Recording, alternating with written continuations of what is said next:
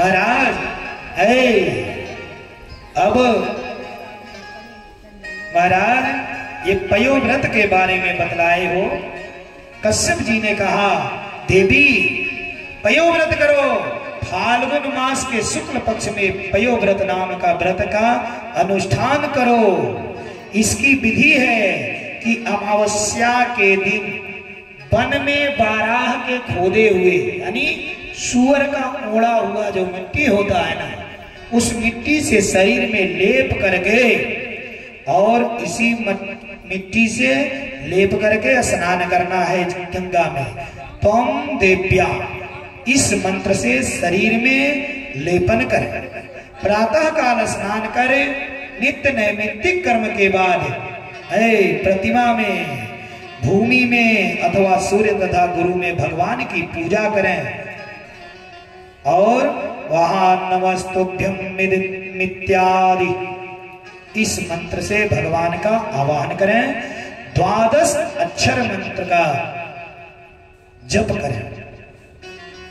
12 अक्षर मंत्र से भगवान को आसन दें और समर्पण करें। दूध से स्नान करावें, वस्त्र पहनावें, यज्ञोपवीत पहनावें और भक्ति भाव से दूध में चावल पकाकर चीनी गुड़ और घी मिलाकर नैवेद्य प्रदान माने खीर बनावें। खीर बना करके भगवान का भोग लगावें और 12 दिन ब्रह्मचर्य, 12 दिन तक ब्रह्मचर्य, अधशयन आधा निद्रा में सोएं, अर्ध निद्रा में त्रिकाल स्नान करें, 3 बार स्नान करें, सुबह दोपहर शाम, और तथा सत्संग में निरंतर रहें। 12वें दिन विद्वान ब्राह्मणों द्वारा शास्त्र विधि से भगवान की पूजा करने के बाद ब्राह्मण को भोजन कराएं। आचार्य तथा ऋत्विजों को दक्षिणा देकर संतुष्ट करें। अतिथि अभ्यागत तथा आए हुए चांडाल पर्यंत को भोजन कराएं। अंत में एक चांडाल को भोजन कराएं। यानी नहीं कहा जाता है लास्ट में कि बुलाया जाता है डोम है खाने के लिए, उनको भोजन करावें। और इस प्रकार पयोव्रत 12 दिन के हैं, इस व्रत का अनुष्ठान करो, भगवान संकट दूर करेंगे। कश्यप जी ने मैया यदि जी से बतलाया। बोलिए कृष्ण भगवान की जय। इस प्रकार से महाराज अदिति मैया जाकर के पुत्रों की भला चाहने के लिए पयोव्रत आरंभ किया। पयोव्रत से प्रसन्न होकर के परमात्मा ने एक दिन रात्रि में अदिति मैया को दर्शन दिए और दर्शन दे करके महाराज दर्शन दिए और कहे कि माता मैं पुत्र के रूप में तुम्हारे उदर में आऊंगा और तुम्हारी मनो अभिलाषा पूर्ण करूंगा।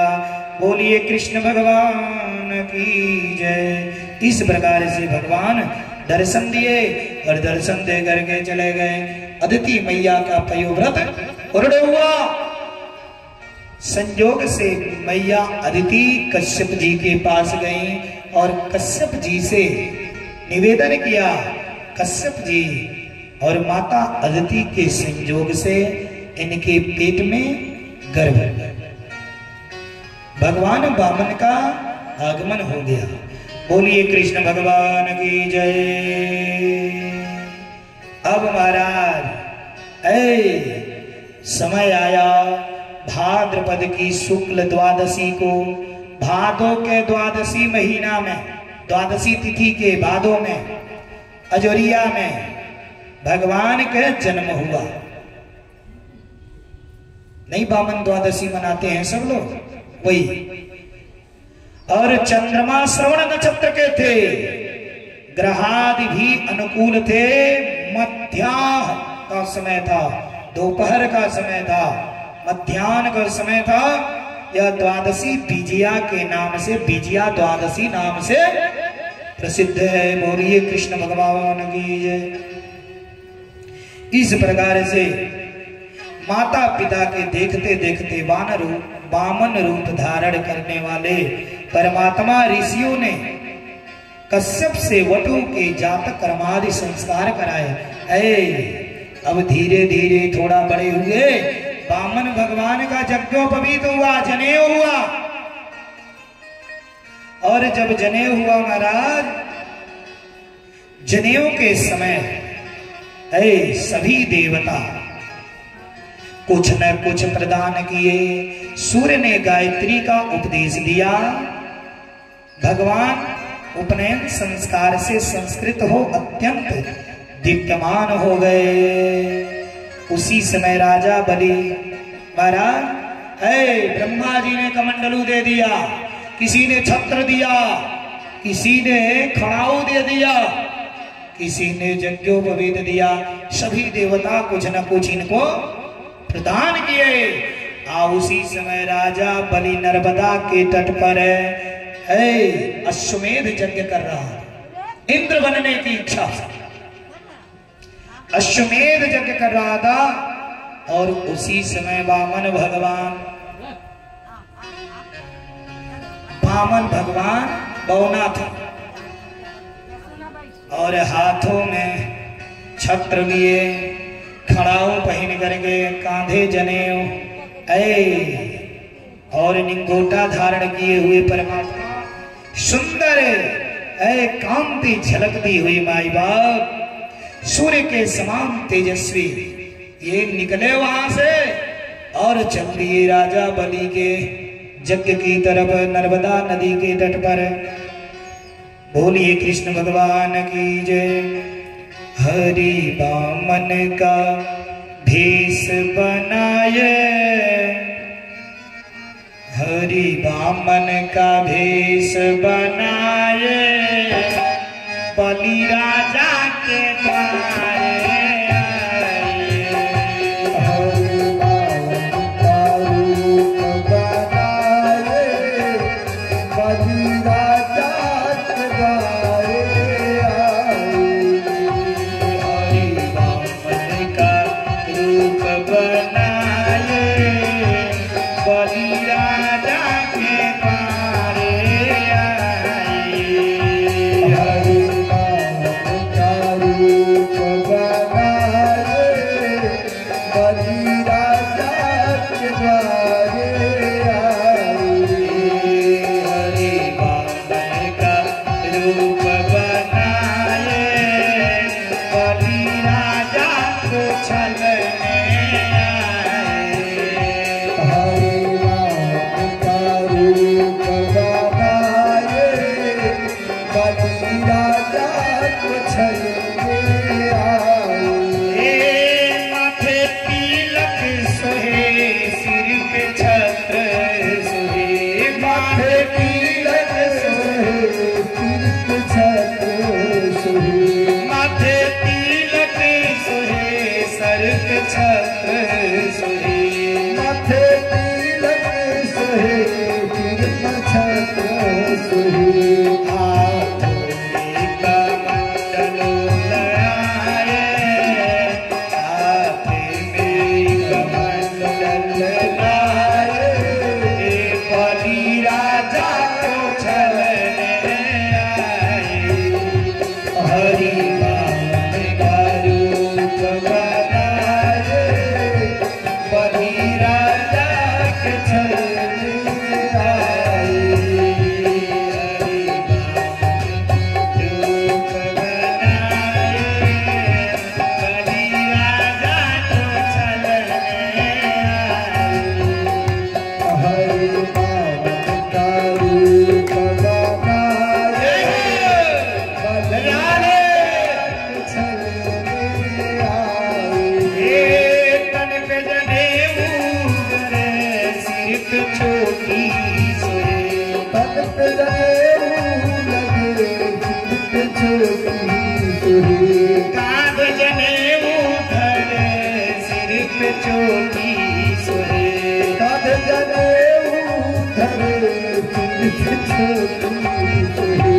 चरण में खड़ाऊ सुहाए, चरणों में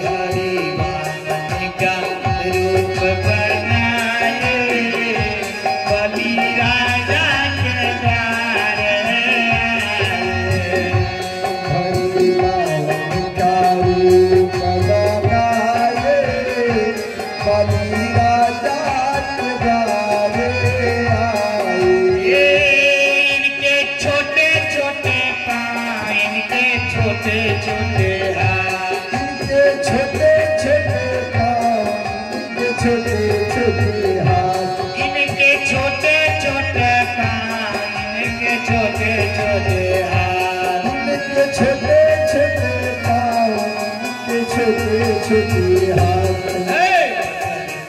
मृगछाला दबाए, बगल में मृगछाला दबाए, बलि राजा के द्वारे आए, हरि बावन का रूप बनाए, बलि राजा के द्वारे आए।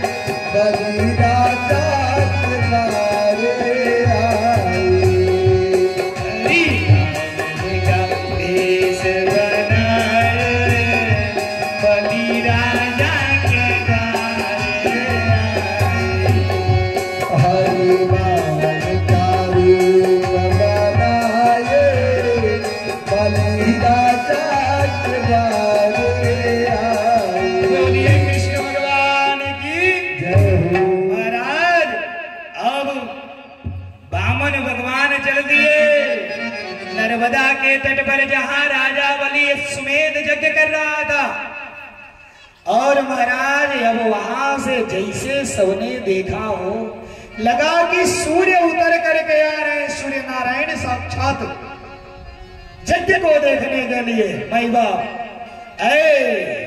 सभी देख रहे हैं, देखते देखते वामन भगवान यज्ञ मंडप के पास पहुंच गए, और जैसे पहुंचे महाराज राजा बलि देखा हो, राजा बलि देख करके मोहित हो गया। अरे मोहन के डोरी में जे अझुराइल, अते के तब अनुराग न होला। महाराज राजा बलि देख करके मोहित हो गया, और जैसे मोहित हुआ महाराज जाते ही वामन भगवान को बैठा करके राजा बलि ने कठौता में जल ला करके इनके चरणों को धोया, और चरण धोने के बाद भाई बाप तिलक लगाया। शुक्राचार्य ने रोका है राजा बलि, गुरु के दैत्यों के उन्होंने मना किया, देख अरे वो विष्णु धीरे से इशारा किया, वो विष्णु है तुझे छलने आया है। राजा बलि ने कहा आज विष्णु ही मुझे अगर छलने आए होंगे तो इस दृश्य को देख करके आज मैं चला जाऊंगा, लेकिन ये अपने दरवाजे से मैं खाली हाथ नहीं जाने दूंगा। राजा बलि ने कहा हे प्रभु आप बतलाइए ब्राह्मण देवता का किस लिए पदार्पण हुआ है, मैं क्या दे दूं, मुझसे मांगिए मैं क्या दे दूं।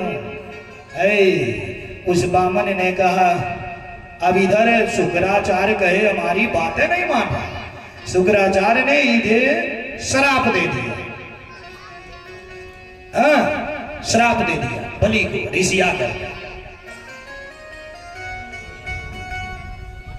और श्राप दिए। इधर महाराज क्या हुआ, अब राजा बलि भगवान से कहा मैं क्या दे दूं। भगवान ने कहा बस मुझे 3 पग भूमि चाहिए, है वो ही अपने पैरों से, मेरे पैरों से मुझे चाहिए। राजा बलि हंसने लगा, कहा ब्राह्मण देवता अरे मांगे तो क्या 3 पग भूमि है, अरे कुछ और मांग लीजिए हो। ऐ वामन भगवान ने कहा नहीं, मुझे केवल 3 पग भूमि चाहिए अपने पैरों से, लेकिन उसके लिए संकल्प करके मैं बिना संकल्प के दान नहीं लेता। अब राजा बलि को छल रहे हैं माई बाप, राजा बलि छलाने को तैयार है उस मोहिनी रूप, उस सुंदर स्वरूप को देख करके परमात्मा को मनमोहक रूप। राजा बलि ने तुरंत शंख में जल लेकर के संकल्प होता, उसी में संकल्प लिया हो। और इस शुक्राचार्य जी अभी इनको देखा नहीं गया, ये सोचे हमारे चिलवा ठगा ही रहा है। तुरंत महाराज ये छोटा सा कीड़ा बन गया, छोटा सा कीड़ा बन के जाके उसी शंखवा का छिद्रवा जो था जहां से जला गिर रहा, उसी में जाके ही बैठ गया कि जलवा रुक जाए और संकल्पवा अधूरा हो जाए। भगवान बामन देख रहे थे, समझ गए। एक कूस रखा था, कूस को लिए और उसी छिद्र में कोच दिए। आज ऐसे कोचे शुक्राचार्य के बाया यखिए फ्यूज हो गया, बोलिए कृष्ण भगवान की जय। अब उनमें से निकले भागे, असली रूप में आकर के आंख पकड़ करके हो आंखिए फूट गया, कुछ दिए भगवान। अब भगे इधर राजा बलि ने संकल्प कर दिया।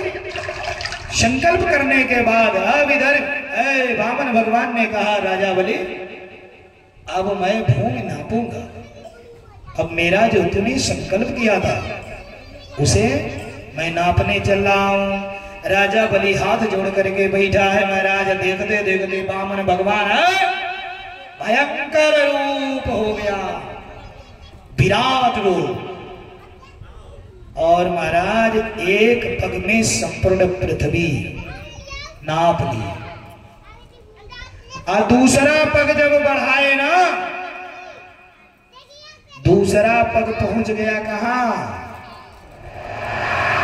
ब्रह्मा जी के पास सतलोक में। शतलोक में पैर पहुंचा ब्रह्मा जी पास। ब्रह्मा जी देखे, पहचान गए तो नारायण का पैर है। ब्रह्मा जी दौड़ करके कमंडलू में जल लेकर के आए हो और भगवान के दाहिना अंगूठा धो करके उसी में रख लिए महाराज कमंडलू में। पूजन किए भगवान के चरणों का चंदन अक्षत गंध इत्यादि से ब्रह्मा जी ने। यही महाराज यही कमंडलू का जल गंगा गंगा जी बन गई। बोलिए कृष्ण भगवान की। चरणों को धो करके चरणों तक रख लिया ब्रह्मा जी ने हो। अब राजा बलि को 2 ही पग में परमात्मा ने सब नाप लिया। कहा बेटा जब तीसरा पग में रखो कहा? राजा बलि ने कहा प्रभु अब मेरे पास तो कुछ नहीं, तीसरा पग मेरे सर पर रख दो, रख दीजिए। भगवान ने कहा ऐसे नहीं होता। भगवान ने राजा बलि को वरुण पास में वहां बांध करके ढिमला दिया, बांध करके ढिमला दिया कि संकल्प कराया है, ऐसी वैसी बात थोड़ी ना है। पंडित जी संकल्प कराएंगे तो चाहिए, अरे तो बांध के ढिमलाएंगे सब। बोलिए कृष्ण भगवान की जय।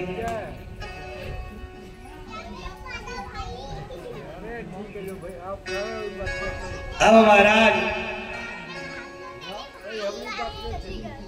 भगवान किस तरह से राजा बलि का कठिन जो है परीक्षा, राजा बलि को देख करके परमात्मा महाराज दया आ गई और राजा बलि को मुक्ति किए, खोल दिए। राजा बलि से कहे मांग, राजा बलि तू मुझसे मांग, क्या चाहिए तुझे है? मैं तुझसे बहुत प्रसन्न हूं। राजा बलि ने कहा प्रभु मुझे रोज आपका दर्शन चाहिए।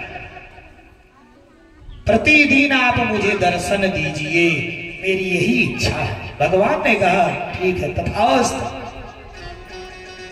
और महाराज भगवान रोजो सूतल लोक में राजा बलि की यहाँ जाके दर्शन देते थे, रोज जाके दर्शन दे।